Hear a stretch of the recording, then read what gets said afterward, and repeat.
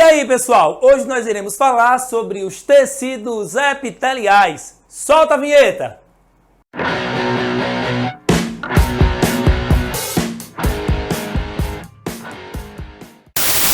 Muito bem, para falarmos sobre tecidos epiteliais, é necessário nós apresentarmos as características do tecido epitelial. Primeira característica, apresenta células justapostas. Apresentar células justapostas significa dizer que as células que compõem o tecido epitelial, elas se apresentam umas juntas das outras. Justapostas significa dizer que uma célula está ao lado da outra, sem espaço entre elas. Segunda característica do tecido epitelial é que é um tecido avascular. Tecido avascular significa dizer que não tem vasos sanguíneos. Toda a nutrição, toda a oxigenação do tecido epitelial, ele não vem do próprio tecido, mas ele vem do tecido conjuntivo subjacente. Então existe um tecido conjuntivo, esse tecido conjuntivo ele dá suporte ao tecido epitelial. E uma dessas formas de dar suporte é levando nutrientes e oxigênio, uma vez que o tecido epitelial ele é avascular. A terceira característica é a uniformidade nos tipos celulares. Diferente do tecido conjuntivo, que apresenta uma série de células diferentes, com funções diferentes, os tecidos epiteliais apresentam células parecidas, com funções muito próximas. Então, isso dá uniformidade nas células para o tecido epitelial. A quarta característica é a escassez de matriz extracelular. Quase que não existe substâncias entre as células, ou praticamente não existem essas substâncias. Substâncias secretadas pelas células e que ficam entre elas são chamadas de matriz extracelular, conjunto dessas substâncias. No entanto, o tecido epitelial ele é pobre, uma vez que as células são justapostas. Tranquilo? Os tecidos epiteliais eles têm origem nos 3 folhetos embrionários. Significa dizer que você tem tecidos epiteliais originados da ectoderma, da mesoderma e da endoderma. O tecido epitelial apresenta algumas funções, como, número 1, funções de revestimento. Tanto internamente, as cavidades dos órgãos, como externamente, como a parte externa do nosso organismo, é revestido por tecido epitelial. Então, a primeira função do tecido epitelial é a função de revestimento. Revestimento das estruturas corporais, tanto as estruturas externas quanto as estruturas internas. Segunda função é proteção, tá certo? As células, por estarem justapostas, sem espaço entre elas, acabam formando uma barreira entre a superfície e as partes mais internas do nosso organismo. Então, você tem uma função de proteção do nosso organismo. Terceira, a absorção. No nosso intestino delgado, você vai ter a maior parte da absorção dos nutrientes, que são derivados dos processos de digestão que ocorrem no nosso organismo.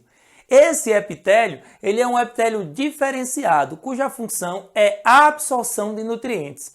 Tranquilo? Então, uma das funções do tecido epitelial é a absorção de substâncias. E a quarta função desse tecido é a secreção, tá bom? Isso vai ficar por conta das glândulas. Nós temos tecido epitelial no nosso organismo com função de secretar substâncias úteis para o nosso corpo.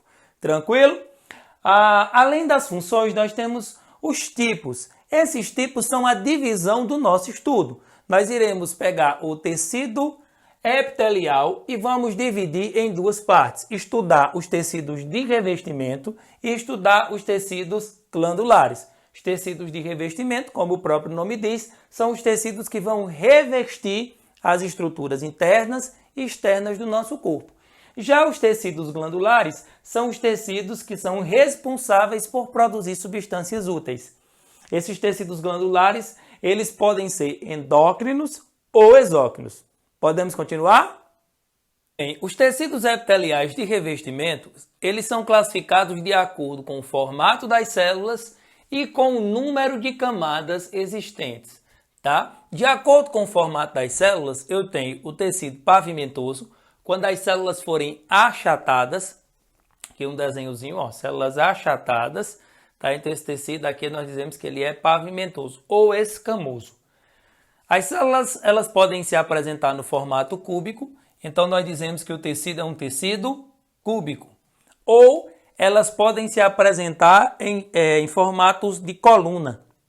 E aí nós temos um tecido colunar, ou você pode chamar de prismático. Tá bom? Então, tecido pavimentoso, células são achatadas, tecido cúbico, as células são em formatos de cubo, e prismático ou colunar, as células são compridas. Além disso, ainda existe um tecido de transição, que é quando as células elas podem se apresentar em um formato e quando elas são distendidas, elas ficam achatadas. Quando a distensão acaba, ela volta ao formato original. Então, de acordo com o formato de células.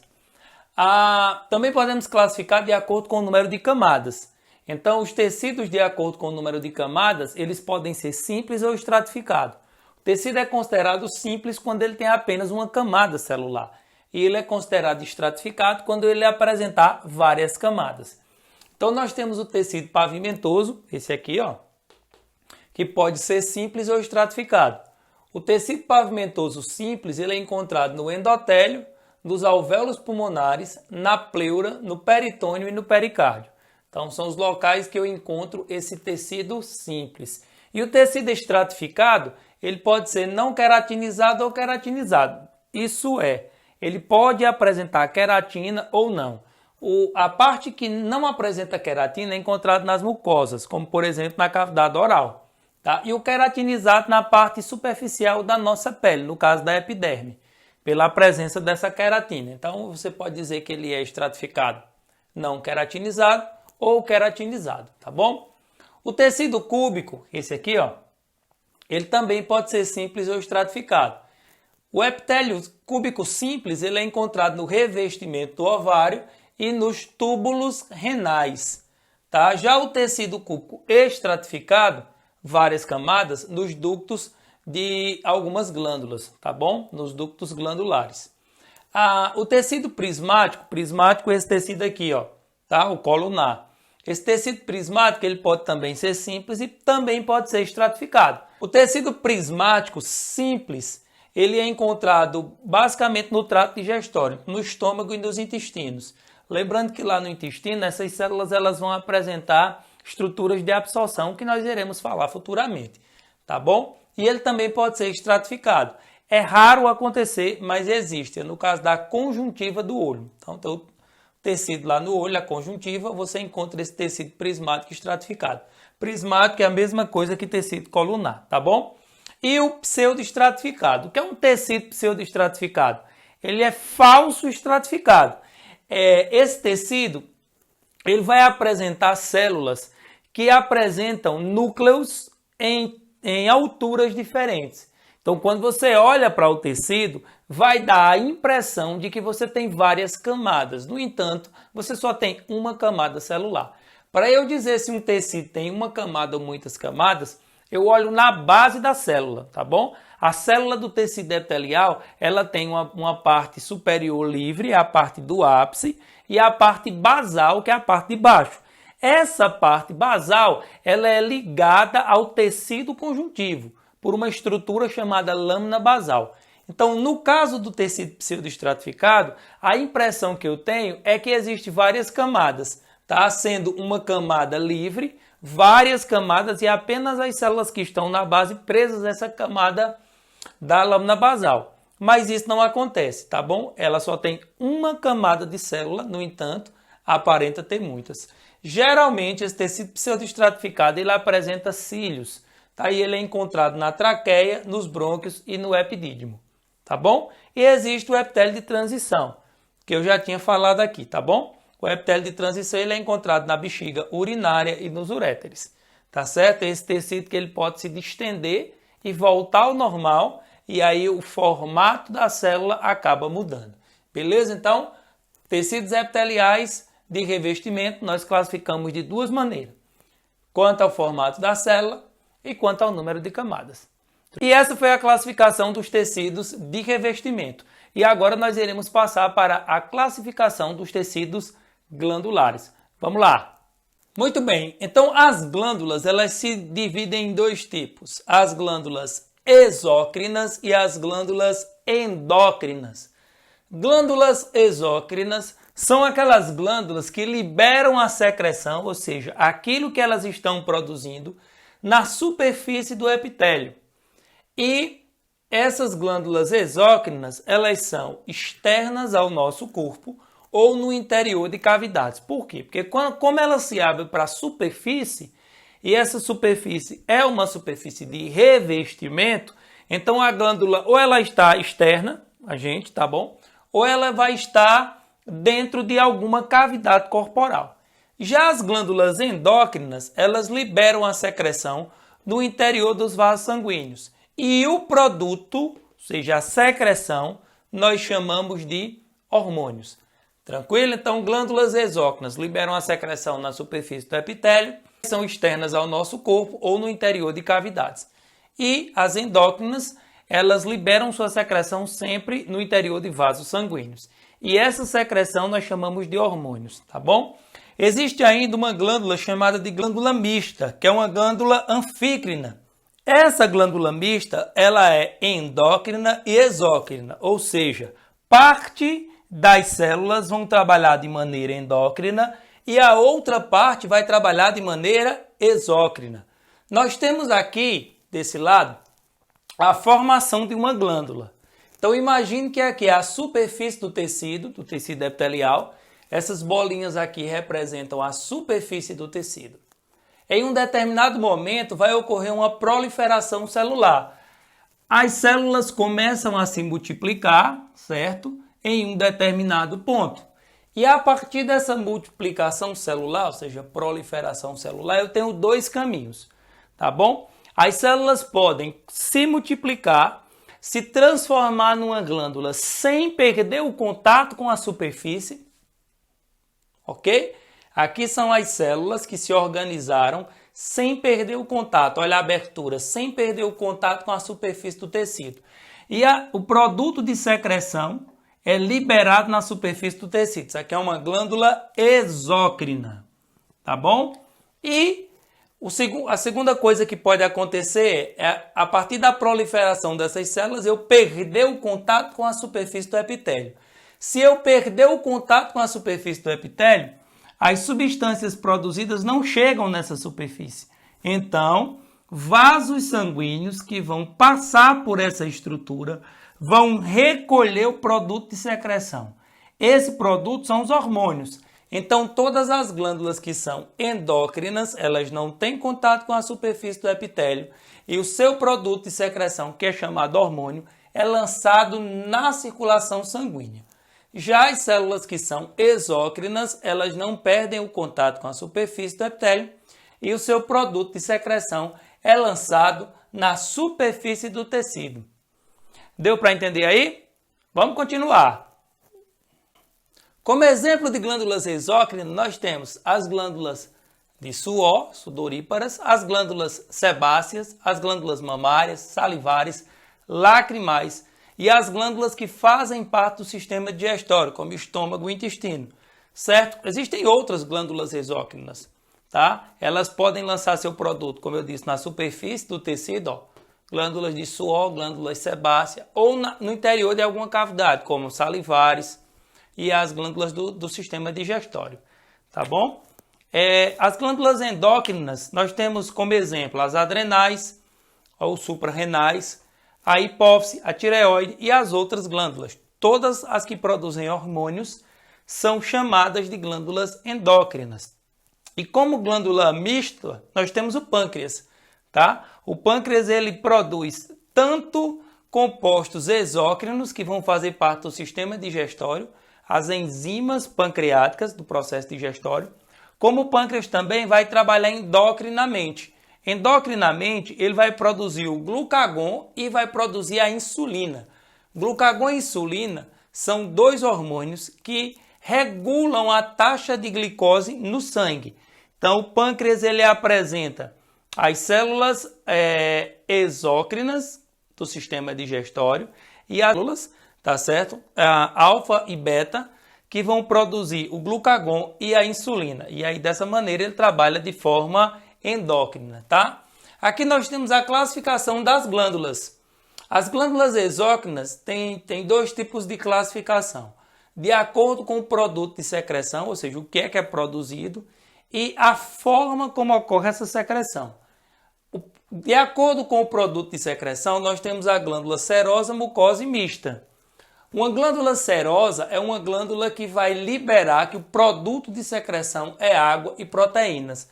Essas proteínas, boa parte delas tem caráter enzimático, então é basicamente água com enzimas. Então, quando uma glândula exócrina liberar água com enzimas, como por exemplo as enzimas do processo digestório, nós temos uma glândula serosa.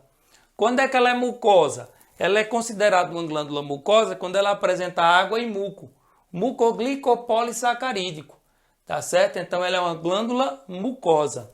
E uma glândula é considerada mista quando ela produz as duas coisas. Tanto ela vai produzir uma parte serosa, como ela vai produzir uma parte mucosa, tá bom? E aí nós temos a classificação de acordo com o modo de secreção. Esse modo de secreção ocorre da seguinte maneira. A célula pode liberar só a secreção. Então, ela produz somente a secreção. Exemplo, uma glândula de suor, ela produz o suor. Então, nós dizemos que essa glândula ela é merócrina, ela produz apenas a secreção. Uma glândula ela é considerada holócrina quando a glândula ela é perdida completamente. Ou seja, a célula da glândula ela é perdida completamente e eu preciso estar repondo essa célula. Então, ela é chamada de glândula holócrina. E uma glândula é considerada apócrina quando, junto com a secreção, vai sair parte da estrutura celular, ou seja, parte do citoplasma da célula vai ser perdido durante a secreção.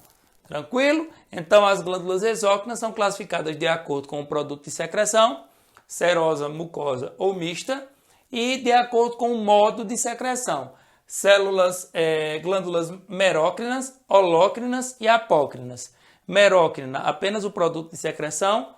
Holócrina, toda a célula sai, é perdida e aí o tecido ele vai sempre se renovando. E eu tenho também a apócrina, que o produto de secreção sai e parte do conteúdo citoplasmático da célula também vai sair e a célula vai passar por um processo de regeneração. Vamos para frente. E para finalizar a nossa aula, nós temos as estruturas especializadas dos tecidos epiteliais. Já falamos sobre os epitélios de revestimento e já falamos sobre os epitélios glandulares. Agora nós iremos falar sobre as estruturas especializadas da célula do tecido epitelial. Tá bom? As principais estruturas são junções. As junções elas podem ser junções de oclusão, junções de adesão e junções comunicantes. Essa palavra também pode ser substituída por zônula, zônula de adesão, zônula de oclusão, tá? O que seria uma junção de oclusão? É quando duas células elas impedem a passagem de substâncias entre elas por estarem fortemente unidas. Então, para evitar que substâncias passem por uma célula e outra, entre uma e outra, eu tenho uma estrutura chamada zona de oclusão, tá? Ou junção de oclusão. Junções de adesão servem para aderir uma célula a outra, para fazer com que uma célula continue unida com a sua vizinha. E as junções comunicantes, elas permitem a comunicação de uma célula com outra. Como no tecido epitelial não tem vascularização, todo o seu sistema de nutrição vem pela parte basal da célula, o que é que vai acontecer? Uma célula, ela se comunica com sua célula lateral a partir de estruturas que se abrem para permitir a passagem de substâncias do citoplasma de uma célula para a sua vizinha. Além das junções, nós temos ainda os desmossomos. Os desmossomos são estruturas de ancoragem, que ancoram a célula à sua vizinha. A semelhança de um botão de pressão. Tem que você ter uma parte fixa em uma célula, uma parte fixa em outra célula, e essas duas partes elas estão conectadas, tá? Para impedir que a célula se separe. O tecido epitelial ele é muito resistente à tração. Ou seja, se eu puxar o tecido epitelial, provavelmente eu não vou conseguir rasgar. Por que que eu não vou conseguir fazer isso? Porque as células apresentam especializações que são importantes para aderir uma célula à sua vizinha. Então, a atração que você faz de uma célula é repassada para as demais, tá? Além dos desmossomos, você tem os hemidesmossomos, que são metade de um desmossomo, é um desmossomo parcial. Função de um desmossomo é ligar a célula à sua vizinha. Função do hemidesmossomo é ligar a célula na sua membrana basal, tá bom? Nós temos ainda interdigitações. Essas interdigitações, elas são dobras laterais da membrana plasmática, tá? Que encaixam uma célula na sua vizinha, também para a questão da atração, para ter resistência. E a lâmina basal, ela vai estar na base da célula epitelial. E ela vai ser o elo de ligação entre o tecido epitelial e o tecido conjuntivo. Tá? Essa lâmina basal é feita basicamente de colágeno. Além dessas estruturas, nós temos as microvilosidades. Microvilosidades são ondulações, são dobras na superfície livre, tá, da célula. E a função da microvilosidade é a absorção. Você encontra microvilosidades no intestino. Tá? Já falamos que o intestino, o epitélio intestinal, ele tem como principal função a absorção de nutrientes. Então eu tenho dobras, essas dobras são a nível celular, são na superfície da célula e elas são chamadas microvilosidades. Função, aumentar a superfície de contato. Tá? Nós temos ainda os cílios. Os cílios são responsáveis por exercer movimento, geralmente movimento de fluido, como é o caso da tuba uterina. Então, os movimentos que existem na tuba uterina para que o ovócito 2 seja deslocado ao longo do seu trajeto. Também temos cílios na traqueia. Esses cílios são sensitivos. Se você colocar uma partícula sólida lá na sua traqueia, você tem um reflexo de tosse quando encosta nesses cílios. Então, você tem um epitélio ciliado na traqueia e na tuba uterina. Tá bom? Os estereocílios, eles são estruturas diferenciadas, tá certo? São como microvilosidades, só que é amontoado, como se fossem cílios. A função, tanto é uma função de produção, de secreção, como a função de absorção. Você encontra essas estruturas no epidídimo, tá? Que faz parte do aparelho reprodutor masculino, e na orelha interna, responsável pela transformação de sinal mecânico em sinal elétrico, tá? Diretamente ligado com a parte da audição.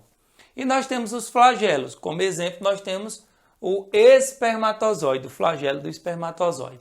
Aqui embaixo eu fiz um desenho de uma célula epitelial.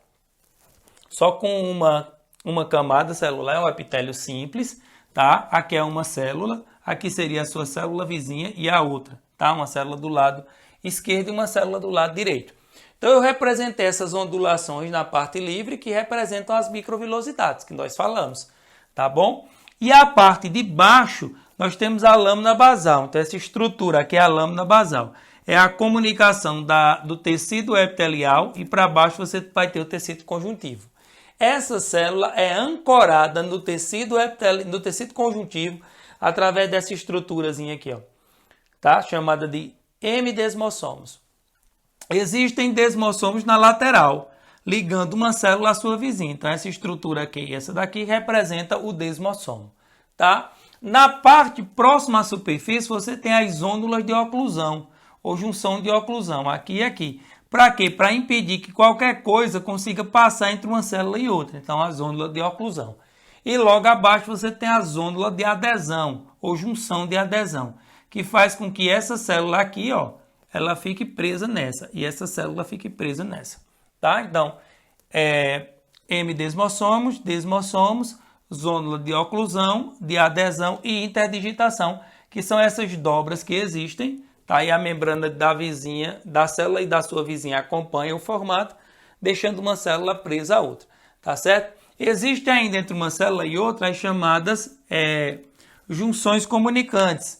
Essas junções comunicantes, elas vão permitir a passagem de substâncias de uma célula para a sua vizinha, tá? Então, essas são chamadas, junções comunicantes, ou junções do tipo GAPE.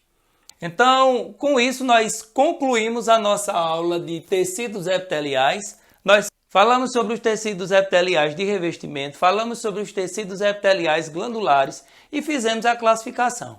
Para finalizar, falamos sobre as estruturas especializadas encontradas no tecido epitelial. Então, até a próxima e tchau!